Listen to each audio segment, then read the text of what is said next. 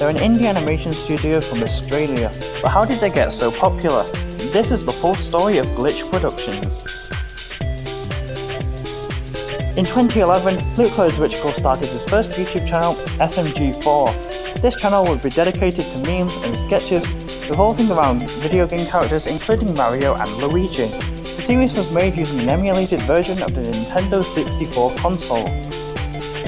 In 2016, Luke's brother Kevin saw the potential to build a business around the channel, and later joined the channel as a writer and producer, with Luke being the director as well as being the voice of SMG4 himself. In 2017, Luke and Kevin would announce that they're making a company, Glitchy Boy Productions. This channel was set up to represent SMG4, Hobo Brothers, which is their gaming channel, and the Awesome Mario and SMG4 spin-off channel. Later that year, Luke would make an SMG4 Direct, announcing that Glitchy Boy, now just called Glitch, would be making their first live-action series, Hitbox, which would see Kevin, Luke, and their friends acting as different Nintendo characters. In 2018, Glitch would release a trailer for their new animated series, Meta Runner, an esports-based sci-fi action show. The series was funded by Screen Australia, with sponsors such as AMD and Epic Games. In 2020, Glitch would move their shows to a new channel, simply called Glitch.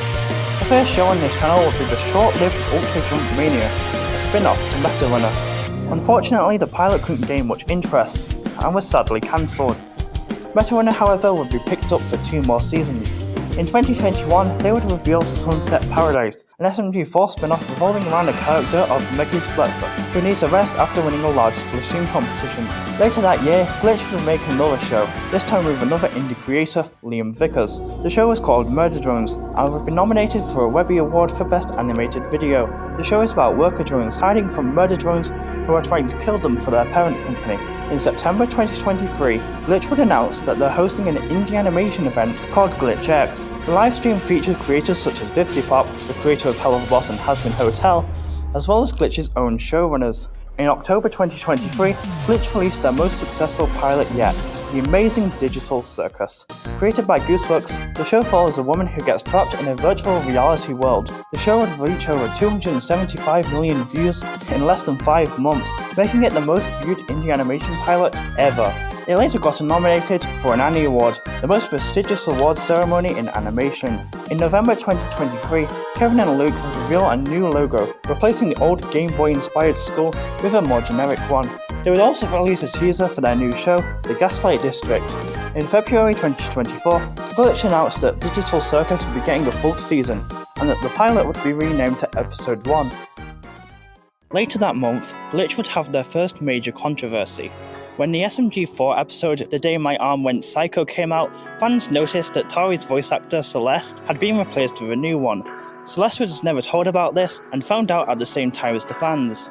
Glitch's voice director Jasmine apologised for not telling her, saying she forgot. But this led to people looking up Glitch's reviews on a job site called Glassdoor.